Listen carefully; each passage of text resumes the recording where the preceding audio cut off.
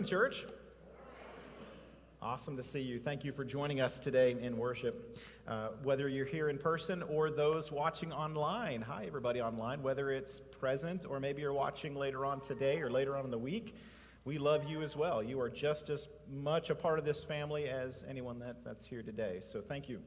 We're going to read from Isaiah chapter 58 today.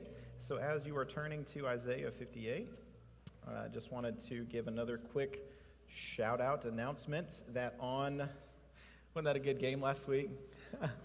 Woo, go Chiefs, right? All right. So here's the deal, fair warning. If you're not a sports fan, if you don't like the Chiefs, and you come next Sunday, it's just going to be a bad Sunday for you. So let's just pretend it's fake Pentecost, and everybody wears some kind of red, okay? We'll pretend it's Pentecost early, and if you happen to have a Chiefs emblem or a number, whatever, it's fine. That'll be great. So, but in conjunction with that, if there's anybody that doesn't have a place to watch the Super Bowl with some friends, you're welcome to come here to the church. We're going to be in the social hall. Game starts at 5:30. We've got an 85-inch TV. It's brand new, and it's hooked up to the sound system. I'm making queso. What are you making? Are you making something? You guys making? They're making brats. So come, bring a snack, bring something to drink. If you have a favorite chair, that's easy. Bring that with you. We're just going to hang out in the social hall. Bring card games, board games, just an open invite. So if you don't have anywhere to go, meet us here at the church at 5 o'clock, and the game starts at 5:30. So Isaiah chapter 58, beginning in verse 1, and we'll read through verse 12. Shout it aloud, do not hold back. Raise your voice like a trumpet. Declare to my people their rebellion and the descendants of Jacob their sins. For day after day they seek me out. They seem eager to know my ways, as if they were a nation that does what is right and has not forsaken the commands of its God. They ask me for just decisions and seem eager for God to come near them. Why have we fasted, they say, and you have not seen it? Why have we humbled ourselves and you have not noticed? Yet on the day of your fasting, you do as you please and exploit all your workers. Your fasting ends in quarreling and strife, and in striking each other with wicked fists. You cannot fast as you do today and expect your voice to be heard on high. Is this the kind of fast I have chosen? Only a day for my people to humble themselves? Is it only for bowing one's head like a reed and for lying in sackcloth and ashes? Is that what you call a fast, a day acceptable to the Lord? Is not this the kind of fasting I have chosen? To loose the chains of injustice and untie the cords of the yoke, to set the oppressed free and break every yoke. Is it not to share your food with the hungry and to provide the poor wanderer with shelter? When you see the naked, to clothe them, and not to turn away your own flesh and blood. Then your light will break forth like the dawn, and your healing will quickly appear. Then your righteousness will go before you, and the glory of the Lord will be your rear guard. Then you will call, and the Lord will answer. You will cry for help, and he will say, here am I. If you do away with the yoke of oppression, with the pointing finger and malicious talk, and if you spend yourselves in behalf of the hungry and satisfy the needs of the oppressed, then your light will rise in the darkness, and your night will become like the noonday. The Lord will guide you always. He will satisfy your needs in a sun-scorched land and will strengthen your frame, and you will be like a well-watered garden, like a spring whose waters never fail. Your people will rebuild the ancient ruins and will raise up the age-old foundations. You will be called repairer of broken walls, restorer of streets with dwellings. So we are 1 month into the new year.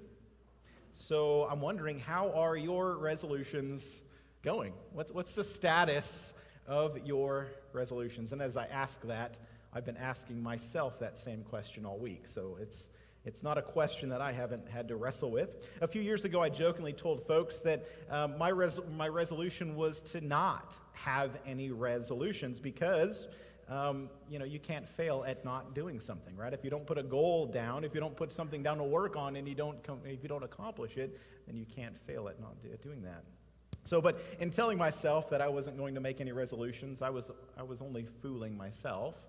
Because at the end of the day, like many others, with the change of the calendar, there comes that desire to do some things, right? Some personal things, to add some new habits, to change some things, to become a better person, physically, spiritually, mentally. And so when you think about your goals and resolutions, whether it's at the beginning of the year or any other time of the year that you decide to do something different, what is the biggest obstacle that you face in accomplishing those goals? Now, if you're like me, and probably like many others, the biggest obstacle is moving from the thought phase to the doing, right? Moving from dreaming to action. So in November, I signed up online for a gym membership. I was really excited about it. I was so pumped up. Felt motivated. I was like, I started planning out how I was going to put this gym routine in my daily calendar. Now, the first step after signing up online was to actually go to the physical gym, right? And to walk in the doors and get a scan card so that every time you go, you can scan in. So that seems easy enough. And, if thinking about stopping at the gym to get the scan card was all that I needed to do, then I would have hundreds of scan cards at this point in my possession. But alas, I picked up my scan card, you ready for this? On January 27th. I signed up online in November, and I picked up my scan card on January 27th. And that is all that I did. I didn't even go to the gym with workout clothes on, okay? I walked in, I asked for my scan card, I did a 5-minute self-tour of the gym, and I walked back out, okay? That's it. So I did get a few steps because they have stairs in the gym as well, so maybe we can count that a win. But I ask again, how are your resolutions going? We don't need to pay an expert to diagnose the situation for us. Nike, a very famous company here all around the world, make athletic apparel and accessories. They've been known for their Just Do It slogan since 1988. Now, many slogans have come and gone in my lifetime, but Nike's is one that has remained through most of my life.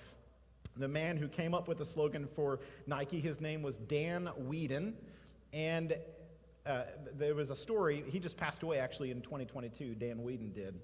And there was a story in October 2022 on NPR that talked about the creation of the Nike slogan, Just Do It. This is going to sound weird, maybe a little morbid, but the slogan actually comes from a death row inmate. His last words. The last words of the death row inmate was this: let's do it. That's it. And so somehow that got to the people at Nike, Dan Whedon, who was a part of this organization to make the slogan. And so instead of let's do it, they made it just do it. And so Nike's slogan was intended to communicate this idea that those who wear their clothing with that swoosh on there, these are people of action.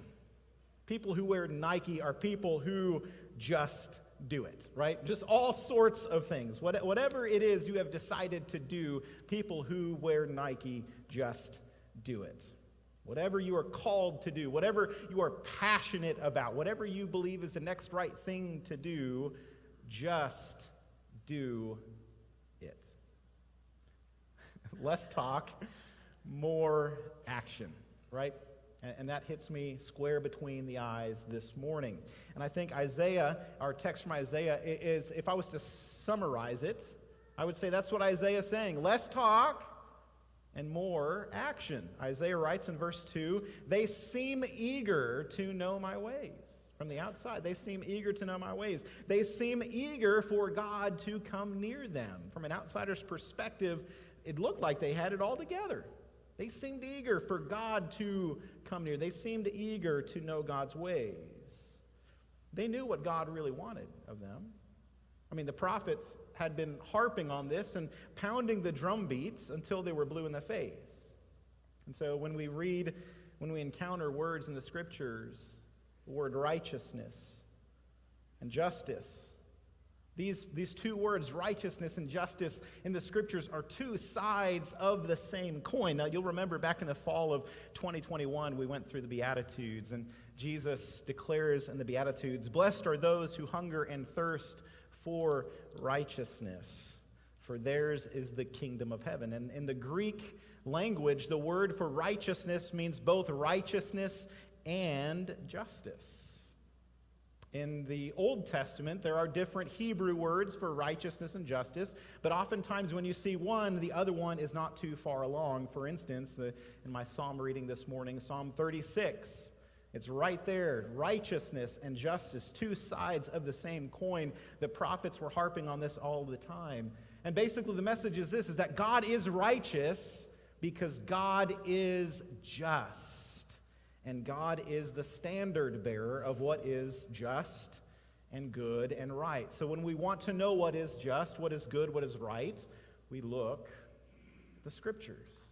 We look at what the prophets were talking about. We look at what Jesus talked about. And so we as God's covenant people, we are called to pattern our lives according to God's righteousness by how we live justly among our neighbors.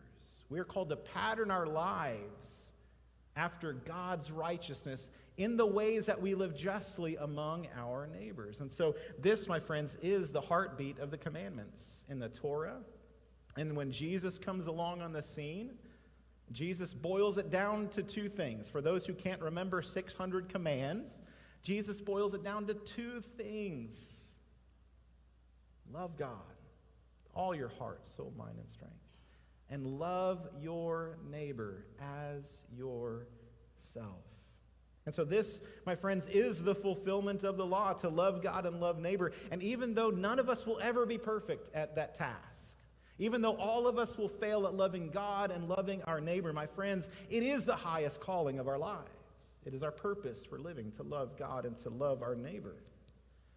Franciscan priest Richard Rohr says this. This is a quote that's haunted me for years. He says, "Religion is one of the safest places to hide from God." Religion is one of the safest places to hide from God. And Isaiah is calling out a people who were trying to hide from God in religion.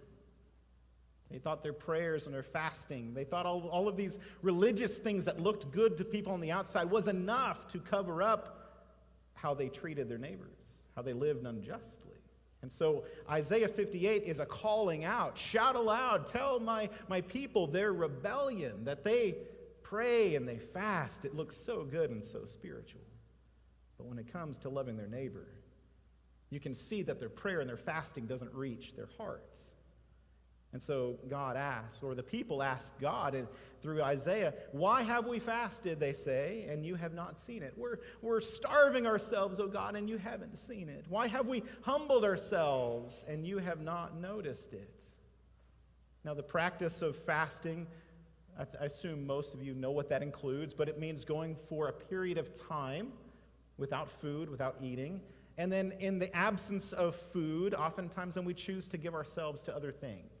And so oftentimes prayer and fasting go hand in hand. And so religious people of Yahweh would fast from food, and they would combine that with moments of prayer. And in the Sermon on the Mount, Jesus takes issue with those who use prayer and fasting as a sort of a public show, so everyone can see how religious, how good of a God-fearing person I am. And he calls out the religious leaders who did all of these outward signs to humble themselves as this public spectacle. They wore sackcloth, which was a really rough material. On the outer parts of their body, sackcloth, they wore that.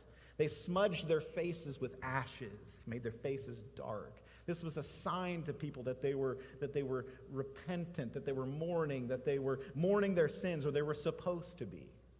They bowed their heads low. I mean, all of these things, sackcloth and ashes, bowing their heads low. It was so dramatic of a religious show. We might say it was an Oscar-worthy performance. That to the outside it was like, wow, you look so humble. You look so righteous, but God saw right through the performance.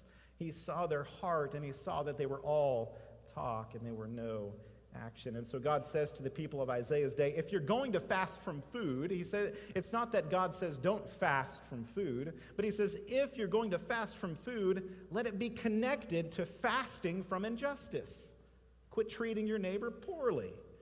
Let it be connected to fasting from greed and selfishness. Let it be connected to fasting from anger and quarreling and pointing the finger.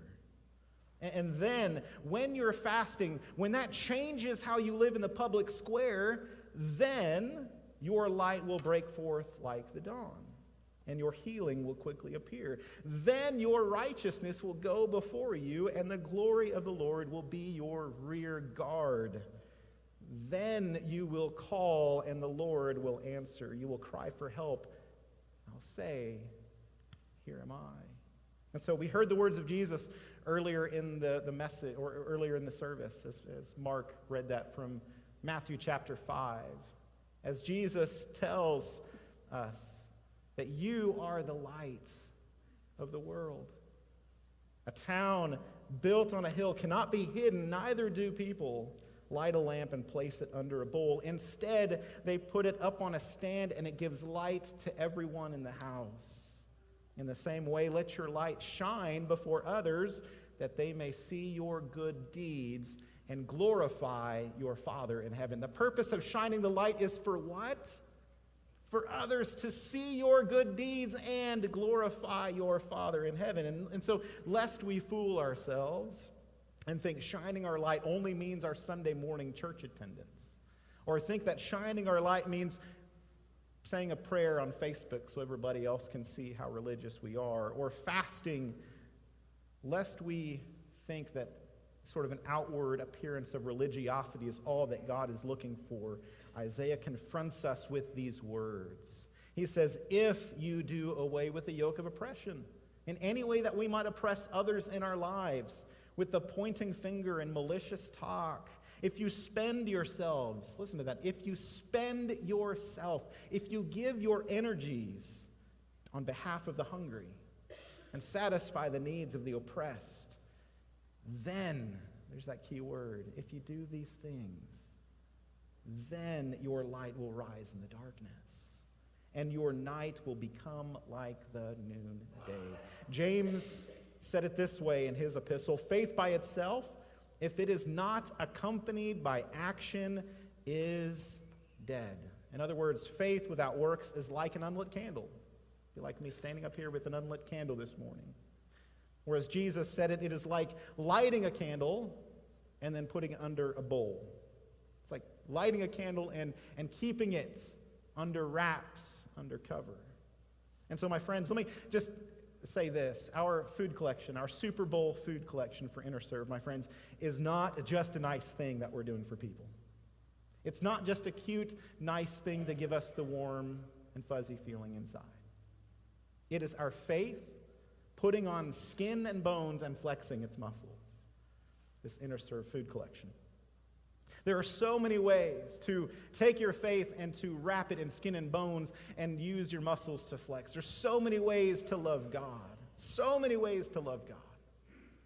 Whether it's going and helping out at the soup kitchen, as we have many people in our congregation who do, or visiting someone in the hospital, visiting someone in prison, sharing the story of how Jesus has brought you hope to somebody who is going through a difficult time. Maybe it's building beds. My friends, building beds for kids in the city is not just a nice thing that we do for neighbors. It is our faith in action. There's a ministry here in town called Faith in Action, and they build ramps for seniors, for people who cannot get in and out of their house without a ramp. Faith in Action, they build ramps. We have people who sew quilts. There's a group here in St. Joe called the Peace Corps. And they've been sewing together, sewing quilts for a number of years. And just recently, they got in contact with Tanya and Care Portal. And now they're a part of the bunk beds. When a bunk bed goes to a kid here in town that has no bed to sleep on, not only do they get a bed and a mattress, but they get a quilt that was made just for them. My friends, making that quilt is not just a nice thing we do. It is shining our lights so that others will glorify our God in heaven. Maybe it's donating, bringing toys for Jacob's Toy Box here at the church during the Christmas time, or the volunteers who go to Hosea and they help the kids wrap all of the Christmas gifts that they're going to take to their parents at the Christmas time. Collecting items and boxing them up for the shoe boxes that we do with Samaritan's Purse. I think it's important to let you know that just a few weeks ago, we got this email that came in through the church website, and it was the words were in Spanish, so I didn't understand it at first, so I copied and pasted them in Google Translate, and the words came from a lady named Zulema Perez, who lives in Chicaltepec, Mexico. And I want to read these words. We put these words actually in the newsletter this last month, but I think it's good for us to hear these words out loud. We'll put those on the screen here. This is from Zulema, and she was a recipient of the shoe boxes that this church, that this congregation sent out. Hello, good afternoon, Zulema says. I am writing to thank you for the great work that you do. You do not know how happy you made the children today with your gifts. As a mother, I have no way of thanking you for the joy and happiness of my son. May God the Father bless you and multiply your good works. She said, you have no idea the joy that you brought to my son. My friends, this isn't just a nice thing that we do for people. And I love the ending of that. She says, may God the Father bless you and multiply your good works. So I have two encouragements for us this morning as a faith community. Two encouragements. First, I want you to know that the light of Christ within you is beautiful. The light of Christ within you, in any way that you share that light with your neighbors, in any way that you share that light with the church family, is beautiful. And it is life-changing. And there's nothing that you do that is so simple that it can't change a life. The simplest of things that you do to share the light of Christ, my friends, is a potential seed that you will never know this side of eternity how it has changed someone's life. And so, my friends, keep shining that light. Do not grow weary in doing good. This is what Paul says in Galatians 6:9. Let us not become weary in doing good, for at the proper time we will reap a harvest if we do not give up. And so I know, friends, it can be incredibly discouraging to give yourself to something, and maybe it seems insignificant. Maybe it seems like it's too much of your time, and there's other things that you could be doing. Sometimes it just doesn't seem like it's making any difference at all. But my friends, do not give up shining your light. It's what you were called to do. It's what you were made to do, was to be a carrier of the light of Christ and to share it with the rest of the world. So that's my first encouragement, my friends. Continue to shine the light. And if there's anyone here today that you're like, I want to do something, but I just don't know what to do. You feel a passion for something, but you just don't know what it is. This is the perfect time. This is the perfect day to lay it before God, to talk to someone here at the church, to talk to Pastor Cindy, or to talk to Pastor Aaron or myself, or Tanya with Care Portal. So much good is going on with Care Portal and with what Tanya does in this community with kids and with the social workers in our schools. And so if there's someone here today that you just feel, man, God is knocking on my heart. I know I'm supposed to do something, but I don't know what it is. In just a little bit, we're going to have a moment for an invitation song. It's going to be played, and you're going to be invited to come forward to pray with someone and to hopefully continue to have a conversation beyond that prayer. And so, my friends, today is our day of commitment to shining the light that God has put in our lives so that others may glorify God and call Him Father in the same way that we call our God Father.